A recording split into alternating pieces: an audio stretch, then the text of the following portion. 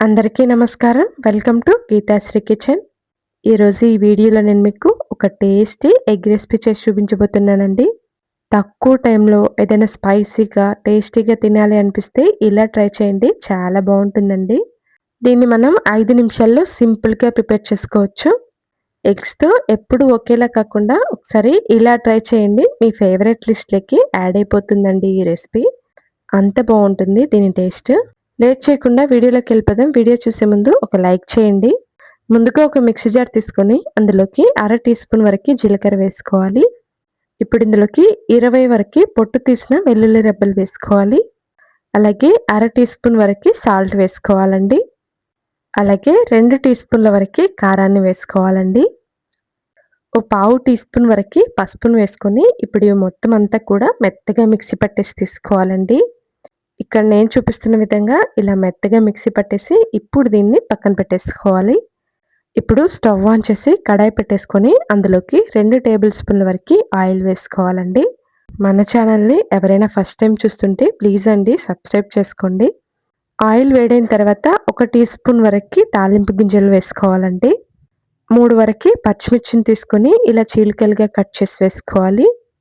అలాగే ఓ 2 టేబుల్ స్పూన్ల వరకు పల్లీల్ని వేసుకోవాలండి. ఇందులోకి పల్లీల టేస్ట్ చాలా బావుంటుందండి. ఇప్పుడు స్టవ్‌ని మీడియం ఫ్లేమ్‌లో ఉంచుకొని 2 నిమిషాల పాటు ఫ్రై చేసుకోవాలండి. లైట్‌గా ఫ్రై అయిన తర్వాత 2 మీడియం సైజ్ ఉల్లిపాయలని ఇలా చిన్న ముక్కలుగా కట్ చేసి వేసుకోవాలండి. ఇప్పుడు స్టవ్‌ని మీడియం ఫ్లేమ్‌లో ఉంచుకొని ఇలా కలుపుకుంటూ కలర్ మారే వరకు ఫ్రై చేసుకోవాలండి. ఉల్లిపాయలు లైట్‌గా కలర్ మారిన తర్వాత ఇప్పుడు ఇందులోకి ఒక గుప్పెడు కరివేపాకు, 2, 3 ఎండుమిరపకాయలని ఇలా తుంచి వేసుకోవాలండి. ఉల్లిపాయలు ఇలా లైట్‌గా కలర్ మారితే సరిపోతుందండి. ఇప్పుడు ఈ కరివేపాకు చిటపట అనేంత వరకు అలాగే ఎండుమిరపకాయలు పొంగేంత వరకు ఫ్రై చేసుకోవాలండి. ఇక్కడ నేను చూపిస్తున్న విధంగా ఈ కలర్‌లోకి వచ్చే వరకు ఫ్రై చేసుకుంటే సరిపోతుంది. ఇప్పుడు ఇందులోకి ఓ 5 ఎగ్స్‌ని ఈ విధంగా బ్రేక్ చేసి వేసుకోవాలండి.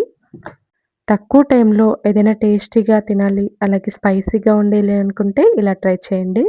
ఇప్పుడు ఇందులోకి పావు టీ స్పూన్ వరకే కారం, అలాగే ఓ చిటికెడు పసుపును వేసుకోవాలి. ఇప్పుడు ఇది మొత్తం అంతా కూడా కలిసే విధంగా బాగా కలుపుకోవాలండి.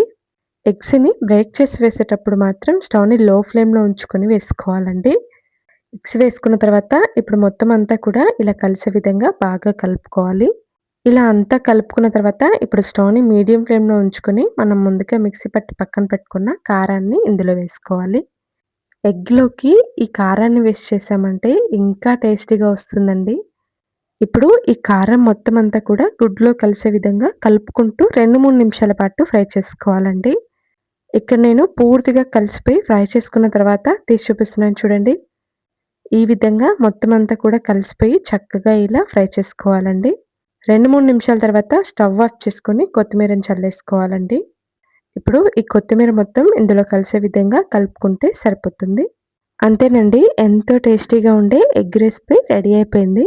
చూస్తుంటేనే నోరూరిపోతుంది కదా! తప్పకుండా ట్రై చేసి మీకెలా వచ్చిందో కామెంట్ చేయండి. అలాగే ఈ వీడియోని మీ ఫ్రెండ్స్ అండ్ రిలేటివ్స్‌కి షేర్ చేయండి. థాంక్స్ ఫర్ వాచింగ్ అండి.